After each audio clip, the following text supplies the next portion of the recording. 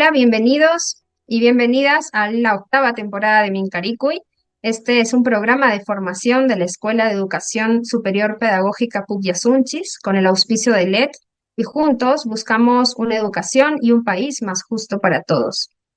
Bueno, damos inicio a esta octava temporada con el ciclo denominado Decolonizando la Escuela y hoy vamos a hablar sobre este tema. ¿Los saberes de los pueblos decolonizan? Es una pregunta general que la vamos a ir respondiendo con una invitada especial. Estamos con Ninari Chimba. Ella es activista indígena, es educadora, artista, apasionada por la diversidad cultural y defensora de los derechos de los niños y las mujeres. Y por supuesto también ha estado muchas veces en Cusco y en Pugliasunchis, compartiendo todos sus aprendizajes. Así que bienvenida, Ninari. Bueno, muy buenas tardes con todas y todos. Súper contenta de poder una vez más compartir con este espacio de formación tan necesaria además. Y, y pues nada, súper contenta desde acá, desde el Chinchaysuyo de Ecuador, poder compartir un poquito de nuestro trabajo y los resultados y quizás como contagiarnos un poquito de esa esperanza y posibilidad sobre todo de que existimos y existe la posibilidad de crianzas y de educaciones descolonizadoras para nuestras guaguacunas, sea en lo rural o sea en la ciudad. Muchísimas gracias. Decirte que también nos están escuchando en la escuela. Estamos conectados, están viendo esta entrevista. Eh, Muchísimos alumnos que seguramente también tendrán ocasión en conocerte, o quizás ya te conocen algunos también. Y bueno, quisiéramos empezar por preguntarte cómo entiendes la decolonización. Bueno, entiendo que la decolonización es un proceso histórico que le atraviesa mucho esta ciclicidad, ¿no? Que nos atraviesa a todas y a todos de un pasado como bastante latente, pensando en la herida colonial, en las heridas coloniales que nos atraviesan desde que somos guaguas, pero también en esta relación cuerpo-territorio, ¿no? Un territorio como desde habitando como nuestra racialidad también, ¿no? El idioma originario, pero también nuestros territorios literalmente, es decir, la tierra, el agua, nuestros páramos, etcétera. Entonces, si consideramos que la decolonización es un proceso histórico latente y permanente que pues va caminando em, en esta ciclicidad que como culturalmente habitamos, ¿no? Y caminamos la vida. Y por ende, pues es un proceso que no se acaba, ¿no? Es un proceso que no se acaba, pero que sí va marcando hitos históricos, que va marcando generaciones, que va marcando y trascendiendo eh, las realidades que tenemos hacia un mundo más justo, hacia un mundo más equitativo, hacia un mundo más respetuoso y sobre todo hacia el retorno a la madre tierra, a estos saberes ancestrales, que ese es nuestro objetivo, ¿no? Como en educación decolonizadora es el objetivo, o sea, no habría educación decolonizadora si el fin no sea, al menos para nosotras es así, si el fin no es volver a nuestros territorios, así estemos viviendo en la ciudad, si el fin no es volver a nuestros idiomas originarios, si es volver a nuestros saberes ancestrales y por ende volver a las guardianes y guardianas, ¿no? De los saberes, campesinos y campesinas que habitan en nuestras comunidades. Cuéntanos un poquito acerca de esa labor que estás realizando desde Ecuador. Sabemos un poco de Yachayhuasi, queremos conocer un poco este trabajo arduo que están llevando ustedes ubicándose en Quito, ¿no? En una ciudad, pero han hecho ahí un trabajo súper interesante, si nos puedes comentar algo más. Sí, justamente ahorita les voy a presentar, les voy a mostrar una foto eh, con la que para nosotros es como quizás este primer saber ancestral que nace de una de nuestras abuelas, pues ya partió, pero nos dejó un saber que nos permitió a nosotros de entender estas posibilidades también dentro de la urbanidad, que su frase dice aquí, ¿no? Como en la imagen que ustedes ven, ella decía, se llamaba Rosa María Simbalema. indígena, campesina, analfabeta, profesional, chacarera, ¿no? Del pueblo panzaleo de Cotopaxi, ella decía, hay que campesinar la ciudad. Entonces, esto de campesinar la ciudad podemos ver en la imagen que en la ubicación geográfica, y eso es súper importante, ¿no? Contextualizar eh, nuestras guías metodológicas, contextualizar desde lo geográfico, pero también desde lo sociocultural, económico, etcétera, para poder tener un punto de inicio en el proceso de descolonización, ¿no? Porque cada, cada espacio, eh, como entendemos también dentro de nuestras culturas, ¿no? El paisaje nos va formando, el paisaje también nos va comunicando, nos va conversando, y en este caso para nosotras fue fundamental, y me parece fundamental compartirles, ¿no? Darles como esta imagen de, desde dónde hablamos, desde dónde estoy hablando, y es esta relación que al fondo, cuando estamos en nuestra escuela, al fondo se ve toda la capital, estamos en plena capital, en plena ciudad, y pero también vemos, ¿no? Esta ruptura de alguna manera del imaginario colectivo de lo que representa la capital. Y eso, así inicia la descolonización, ¿no? Rompiendo imaginarios colectivos de lo que se nos ha impuesto sobre la capital, sobre lo campesino, sobre lo rural, ¿no?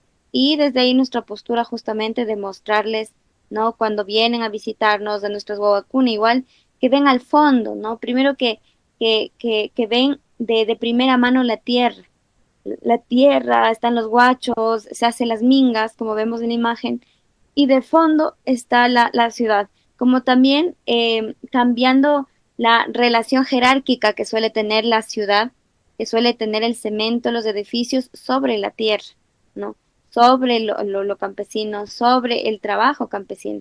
Entonces, claro, desde aquí ya se va construyendo también memoria visual, y eso es súper importante, ¿no? Desde donde nos encontramos, tener mucho en cuenta cómo vamos jugando también como, con estas dinámicas que en su momento, pues, la colonización utilizó para meternos desde el inconsciente, lo simbólico, desacralizar como todo este apego, ¿no? Y ponernos siempre como imagen primera, prioritaria, desde el lugar como moderno, desarrollado, superior, siempre la ciudad, y pues de manera subordinada siempre lo nuestro, ¿no? Como más folclorizado, más subordinado y demás. Entonces, para nosotras es importante también esto, ¿no? Por eso observamos en esta imagen que pues afortunadamente nuestro espacio está en una montaña, y pues la vista hacia la ciudad está como de fondo, ¿no? Y desde ahí empezamos, como que como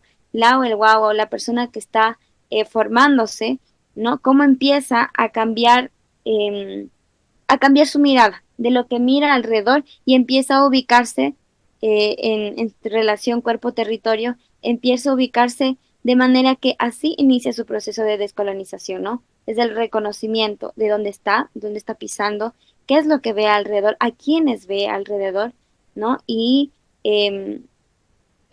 desde dónde se ve también esta persona. Entonces acá las guaguas ya se ven como parte también del campo. Muchas dicen guaguas mestizas, indígenas o afro, que a veces vienen, ¿no? En los recorridos temprano y que son más chiquitines, ¿no? Saben decirles a los papás y a las mamás que yo viajo tantísimo para ir al campo, a la escuelita, ¿no? Entonces ahí nos damos cuenta que ya empezaron a cambiar una dinámica que como también no tiene mucha relación con el tiempo, a sentirse parte del campo. Y a pesar de que no estamos, digamos, en el sector rural, pero pues eso le está llevando a la memoria, y eso para nosotros es importante. Bien, Ninari, quería preguntarte, ¿cómo es que los saberes de nuestros pueblos son capaces de descolonizarnos?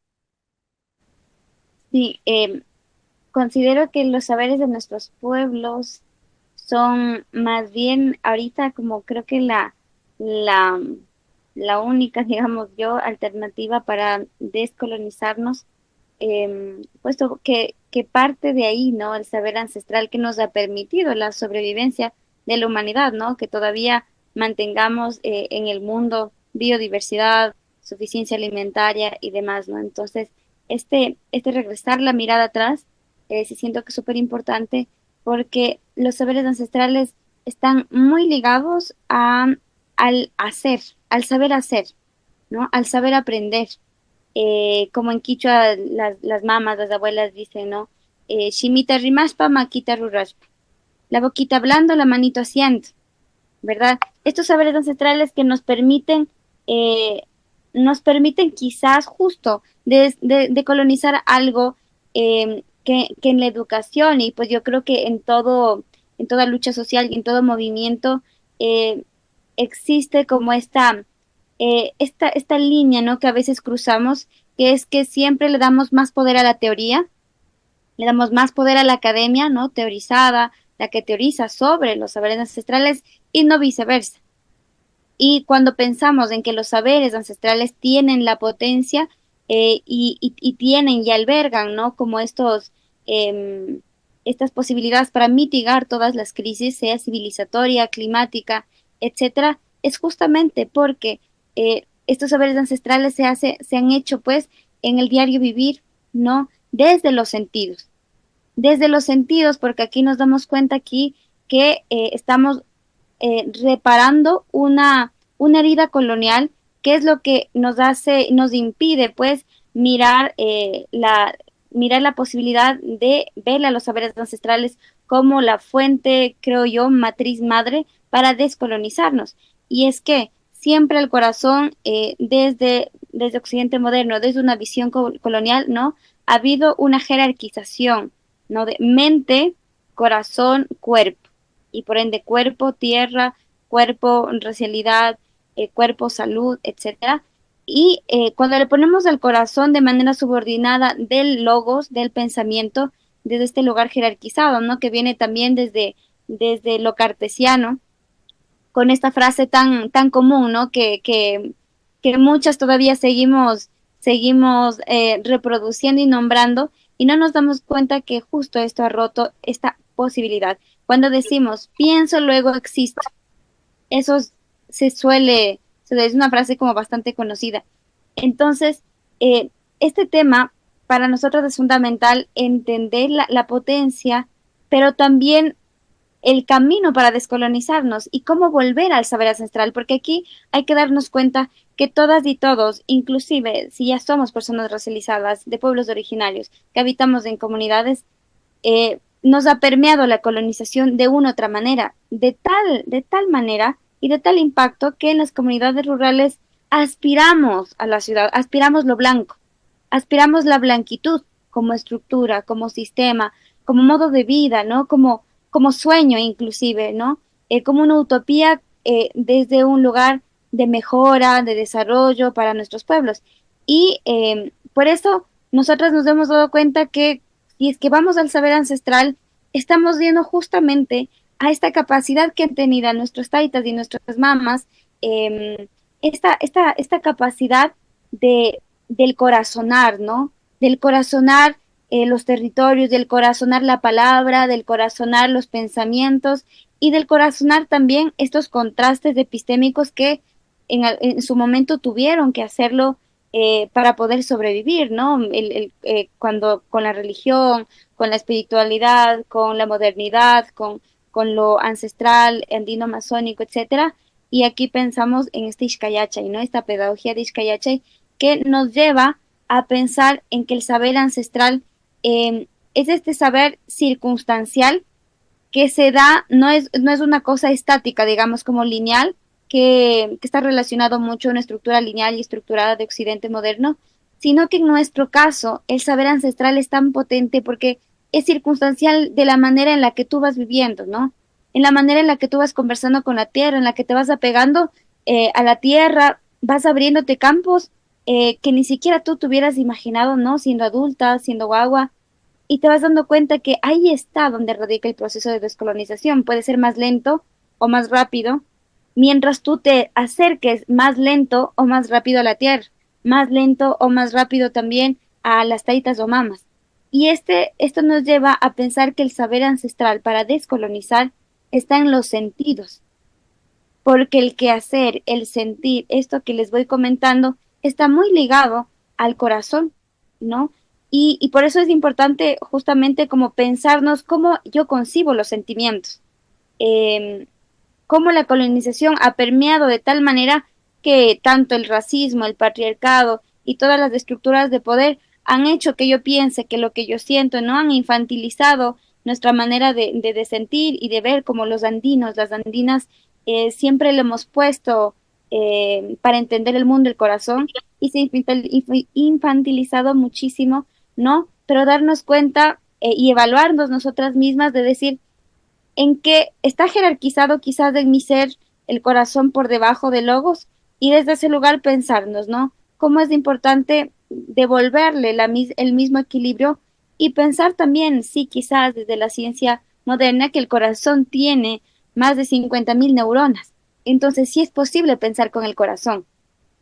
Ahí ya le estamos dando un campo súper abierto y un abrazo, un puesta al hombro al saber ancestral que nuestras abuelas y abuelos nos venían enseñando, ¿no? Nos venían enseñando que con el corazón, con el shungo, tocaba ir pensando en las problemáticas, buscando soluciones, conversando con los apus, conversando con la tierra, y que claro, ahí está albergado también porque era posible y es posible pensar con el corazón, tomar decisiones desde el corazón, viéndolo también ya científicamente, porque ahora la colonización lo que nos ha hecho a todas y a todos es que necesitamos, la admiración viene si es que viene desde la estadística, ¿no? Si viene desde los números o si es que viene comprobado científicamente y pues como nosotros decimos de las vacunas.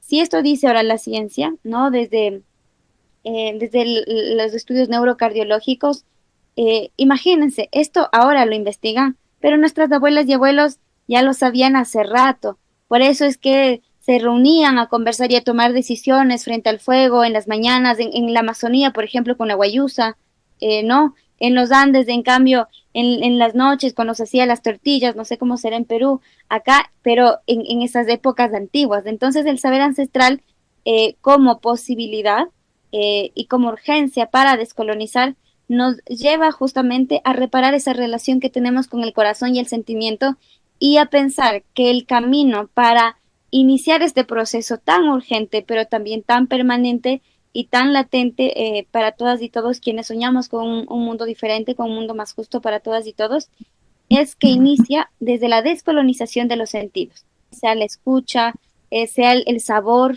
el olor, ¿no? Todo lo que implica los sentidos.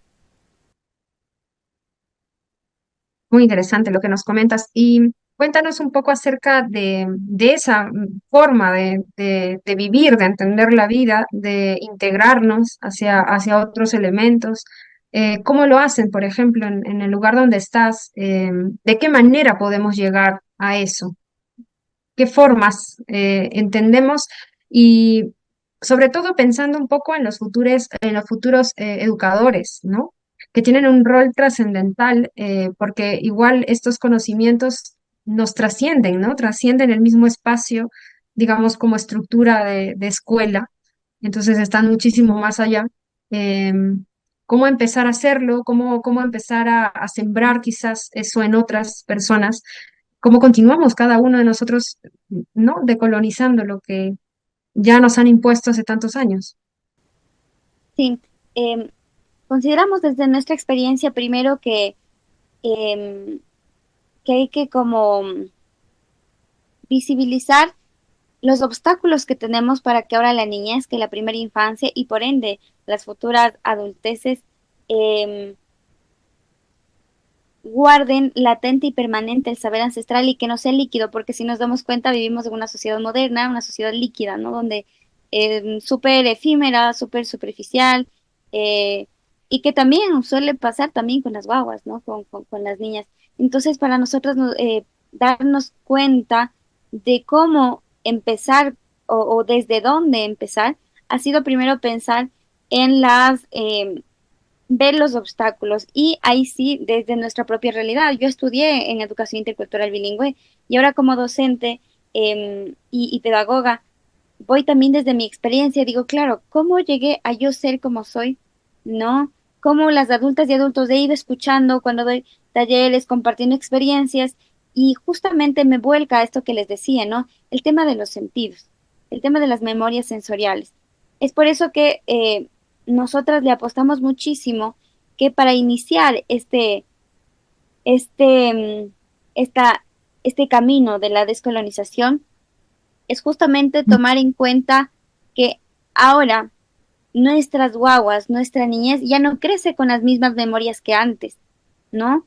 Porque antes, pues, se vivía más en el campo, antes no existían redes sociales, ¿no? Antes no existía internet, antes no existían ciertas cosas que permitían otras, que permitían capaz otro tipo de crianzas, ¿no? De afectos con los animales, que se divertían con los animales, con la chacra, que era más fácil quizás asumir estas responsabilidades chacareras con la abuelita, con el papá, y había otro entendimiento de la diversión, de la alegría, de la emoción, de la motivación y de la admiración.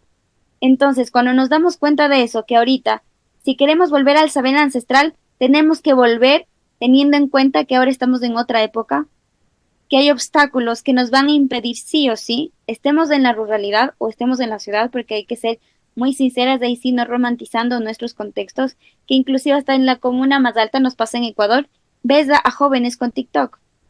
Es importante problematizar los contextos para darnos cuenta de, listo, tenemos estos obstáculos, que entonces, ¿cómo están las nuevas generaciones? Están así como, son bastante visuales si nos damos cuenta ahora, y son súper más apresuradas, son súper más, hay una intensidad como muchísimo más fuerte, ¿no? Y volcamos otra vez a las memorias sensoriales y vamos dándonos cuenta de que es cierto, algo que la televisión, algo que las redes sociales y la modernidad no ha acabado en ninguna generación, siendo indígena, mestiza o negra o blanca, etcétera, no ha quitado las memorias de infancia.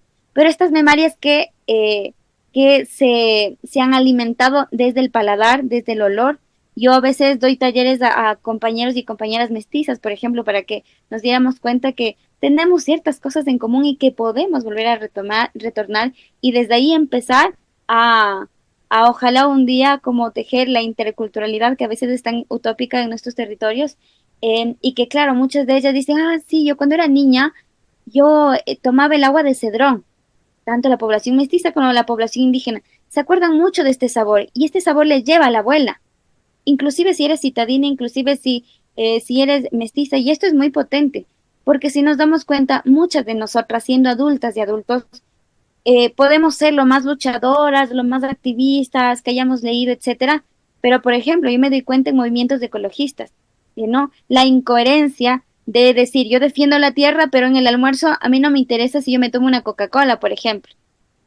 Ahí hay como una disociación de la coherencia del hacer, de la decisión cotidiana y después lo que yo concibo como convicción, como principio de lucha, lo que hay que defender, el saber ancestral, etcétera, pero que al momento de la comida yo les he preguntado, me dicen, Ninari, es que nos cuesta muchísimo, o sea, me da una gana de cola, o sea, es una cosa que aquí ya, o sea, se me va si yo me compro una pizza o si yo me compro, es algo con lo que yo crecí de niña, ¿no? De niño.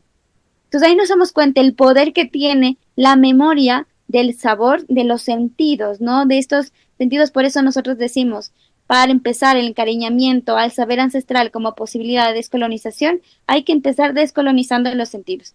El paladar, por ejemplo, que nos lleva a tomar decisiones de consumo, a construir memorias consumistas a guaguas, para que después le apuesten al mercado, a empresas extractivistas, empresas multinacionales, que por consecuencia destruyen los territorios, destruyen la población, a las poblaciones originarias, precarizan nuestras vidas, nuestros cuerpos y que sostienen los sistemas de poder, el racismo, el extractivismo, el capitalismo, ¿no? El patriarcado y que por ende no nos impide vidas dignas y vidas felices.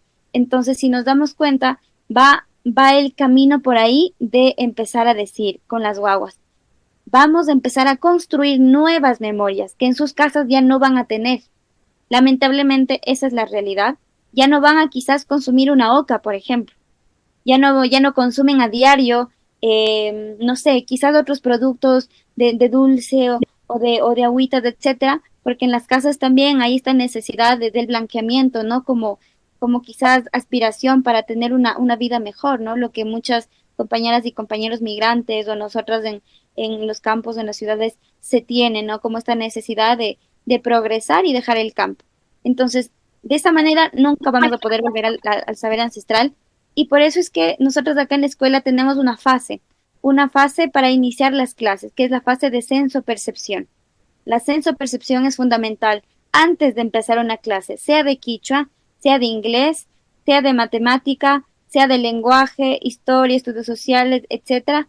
La censo-percepción, que es empezar a construirle a la o el guagua una nueva memoria desde los sentidos, ¿no? Desde lo visual, que vea y que pueda descolonizar su mirada y su admiración, ¿verdad? Y que pueda también sentirse representada y demás. Entonces, esta fase antes de cada materia y cada tema en cada semana, para nosotros es fundamental, ¿no? La senso-percepción, que puedan empezar a desarrollar el conocimiento y el contenido que plantea, ya de manera general el Ministerio de Educación o nosotras mismas que tengamos ya hay un pequeño esquema que inicie desde la senso-percepción, desde la sensorialidad, desde esta construcción de nuevas memorias que, que va a ser así, sí o sí, como nos pasa cuando olemos de, oh, este olor me recuerda a alguien, ¿no? Este olor me recuerda a mi abuelita, este olor me recuerda cuando yo a veces les hago reír, ¿no? Y lo mismo los sonidos.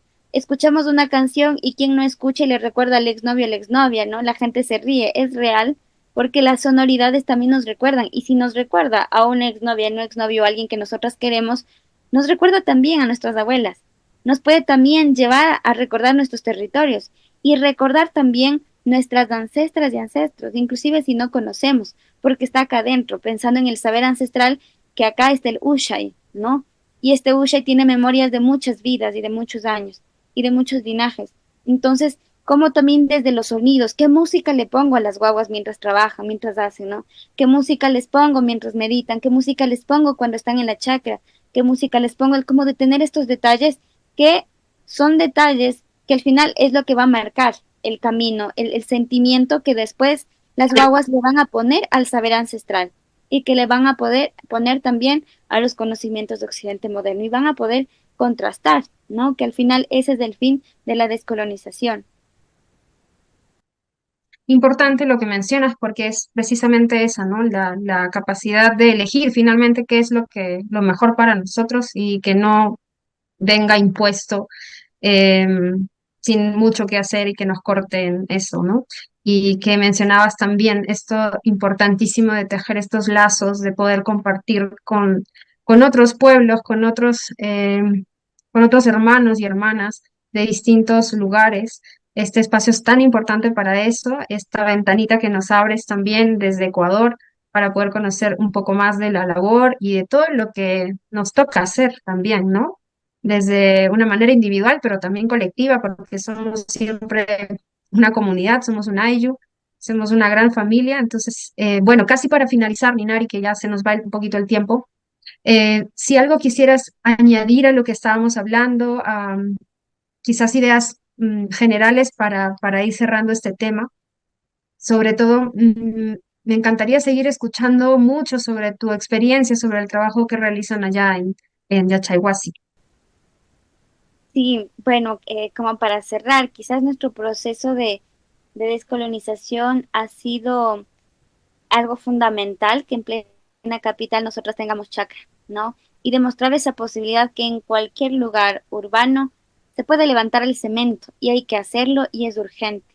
En cualquier institución que quiera buscar proceso de descolonización, tienen que levantar el cemento, tiene que haber, y no un huerto, sino una chacra, ¿no? Que sabemos que es diferente. O quizás, porque no las dos cosas? En la escuelita tenemos las dos cosas para que desde que somos guaguas podamos diferenciar qué es un huerto y qué es una chacra. Ahí están estos dos mundos con los que tenemos que cohabitar y aprender a habitar el mundo desde ahí, ¿no? Enraizadas en la nuestro para también entender la importancia y pues saber discernir, ¿no? Como lo que nos viene desde afuera, también reconocer las los beneficios que nos puede traer como este otro mundo también, ¿no? Digamos, pensando en los huertos, ¿no? Unas zanahorias, unas lechugas que está sembrada de manera lineal, cuadrada, estructurada, tal cual, pero que es importante. Entonces, eso es fundamental, por un lado, para nosotras visibilizar pues lo hacemos y a partir de ahí, como ahí se va tejiendo y se va sembrando una memoria de espiritualidad que para las guaguacuna, ¿no? Que por religiones de cada familia se les ha impedido este recuerdo de la esencia espiritual que cada ser humano tiene y sobre todo los pueblos originarios, negros e indígenas. Entonces, y cómo esto también puede trascenderse y abrirse a guaguas no indígenas, no racializados, ¿no? No campesinos, como un derecho, pero también como una responsabilidad para estas nuevas generaciones. Eso por un lado, y por el otro, sí creemos que con el tema de construir memorias es muy importante que la o el docente, quien esté haciendo este camino de guianza, ¿no? De formación a infancias, eh, tiene que tener muy en cuenta eh, los materiales que está utilizando, ¿no? Los materiales, si es que capaz a mí me gusta una cosa, tengo que primero reconocerme cuán permeado está la colonización en mi ser y que quizás yo estoy más bien continuando con esa dinámica colonizadora, ¿no? Capaz digo, no, hay muchas mamás o profesionales de la educación nos dicen, no, ay, pero son guaguas, dice eso, ¿a quién nos ha hecho mal? Son niñas, ¿cómo no van a poder jugar, no sé, con juguetes de plástico? ¿Por qué no les dejan comer un caramelito? Como eh, desde su vivencia, quizás también desde su ignorancia y demás, a veces de lo que una siente o piensa ligeramente, está formando a nuevas infancias. Entonces, para nosotros sí es fundamental que la o el docente se pongan a pensar en cada decisión que está tomando y darse cuenta si esto que está sintiendo o piensa que es normal no fue parte de una educación colonizadora que tuvo, ¿no? Sino fue parte de una educación patriarcal que tuvo. Y si es que fue así, pues cortar y empezar a generar otro tipo de espacios, de dinámicas. Por ejemplo, nosotros en nuestra escuela eh, no utilizamos plastilina, no sé si ustedes le llaman así, no utilizamos Sí. plastilina. Justamente ¿por qué? Porque la memoria de plastilina nos lleva y les lleva a las guaguacuna a, a sostener el extractivismo, ¿no? Como compra pero también como desde lo sensorial, porque la plastilina es derivado del petróleo. Quiere decir que viene de explotación de la Amazonía, de toda la cuenca amazónica, es de explotación a pueblos indígenas, inclusive no contactados, ¿no? Entonces, como yo desde las cosas que yo utilizo para mis guaguacuna, para que generen motricidad, que para generar lectoescritura, que etcétera, etcétera, como tengo que tener un nivel de conciencia bastante radical, porque es urgente ahorita tener conciencia social, ecológica, lingüística y espiritual radical, porque así de radical es la violencia, porque así de radical es la colonialidad que nos sigue atravesando y sigue causando muerte y sigue sosteniéndose desde gobiernos con políticas de muerte neoliberales, ¿no? Entonces, desde ahí esta radicaleza del retorno al saber ancestral como posibilidad descolonizadora tiene que ser radical también. El amor hacia la tierra tiene que ser radical, la ternura, la dulzura para que nuestras guaguacunas asuman también como un camino, ¿no? Y que esta radicaleza más bien les permita, sí, de adultas, ser adultas más coherentes y más consecuentes con el discurso, que creo que eso es lo que está afectando esta ruptura de discurso y acción, es lo que está rompiendo pues a Latinoamérica, a Viayala en realidad, ¿no? Y a nuestras organizaciones comunitarias también. Y finalmente eso, ¿no? Como apostarle también a la necesidad de representación, de tomar muy en cuenta de que nuestros pueblos, y sobre todo los Andes, históricamente por la colonialidad, nunca hemos sido representadas. Y por ende, el amor propio está súper roto. El amor propio está súper roto de tal manera que a veces nos cuesta mirarnos al espejo, ¿no? Ver los rasgos, vernos el color de piel, escucharnos quizás que todavía eh, tenemos memoria lingüística también del quechua, del quichua, del aymara y la necesidad de representación para volver a enamorarnos, de encariñarnos a nosotras mismas y hacia nosotras, nuestras ancestras, a nuestros territorios y por consecuencia reparar esa herida colonial que es de la autoestima. Porque las guaguas que tienen baja autoestima, sobre todo marrones, negras, racializadas, campesinas, que vienen de mamás y papás analfabetas, que vienen del sector chacarero, ¿no? Con ese saber ancestral justamente son los primeros quienes no quieren nada del saber ancestral. Son los primeros quienes no quieren nada del quechua, del quichua. No quieren saber absolutamente nada de nuestras ropas, ¿no? De las polleras, los anacos, las huashcas, de tener el cabello largo, como antes en todo el Tahuantinsuyo se tenía, hombres y mujeres. Y justamente, ¿por qué? Porque hay una memoria acá, hay una herida colonial colectiva, muy, muy rota, ¿no? Que parte de este sentimiento de lo que soy y lo que me han mostrado que tengo que ser, porque no hemos tenido representación de imágenes, ¿no? Ni en líderes, ni en música, ni en otros contextos. Quizás ahorita yo veo que Perú, por ejemplo, tiene muchísimo trabajo y nosotros lo utilizamos, decimos que qué hermoso que empiece a haber representación audiovisual, porque hay películas, ¿no? Que están en Aymara, están en Quechua, y eso es importante empezar a tejer también dentro de los espacios educativos. Por ejemplo, algo que nosotros hacemos y nos ha servido un montón, que una cosa es ver en pantalla, ¿no? La representación que es fundamental, eso sí, pero también traer activistas, atraer líderes y lideresas que les conozcan, que les puedan abrazar. Porque cuando hablamos de descolonización de los sentidos, hablamos también de esta necesidad de encontrarnos en persona, ¿no? Y que las guaguacunas puedan ver que quizás la profe no es la única loquita, ¿no? Que está hablando de defender la tierra, de descolonizar, de volver a los saberes ancestrales, sino que somos muchas. Y somos muchas también de muchas diversidades de pueblos y que le puedan preguntar y que puedan conocer y que puedan tejer también este camino y este tejido intergeneracional que la colonialidad rompió y sigue rompiendo en nuestras comunidades también. Y eso para nosotros también ha sido otra de los caminos importantes de empezar a traer gente, ¿no? Empezar a tejer y que las guaguacunas puedan decir, ah, es activista y hace esto y hace este otro, darnos ese esfuerzo, ese trabajo de hacer comunidad adentro de las escuelas, de las universidades y que desde ese lugar también pensar que el saber ancestral no está solo en el cuerpo físico, sino que está también en el ánima.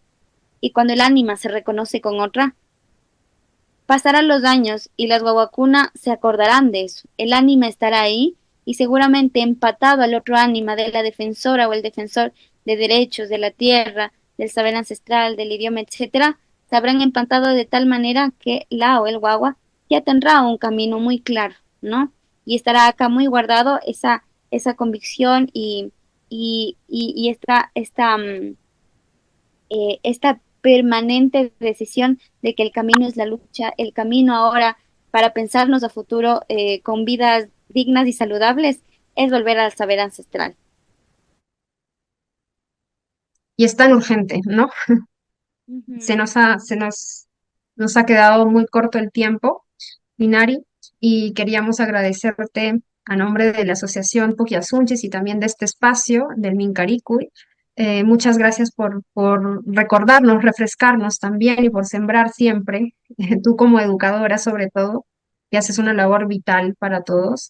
Y espero eso, que se contagie, ¿no? Que seamos así de radicales en el día a día, ¿no? En esta lucha permanente, en el cuestionamiento nuestro, en el ser críticos y estar observándonos también y observar al resto también y contribuir sobre todo en nuestra educación y en este cambio de vida que tenemos que tener, ¿no? Muchísimas gracias, Ninari. Bien, vamos a despedir este programa. Muchas gracias. Para comentarles que la siguiente semana vamos a estar con Abadio Grimstocker, eh, Stossel, perdón.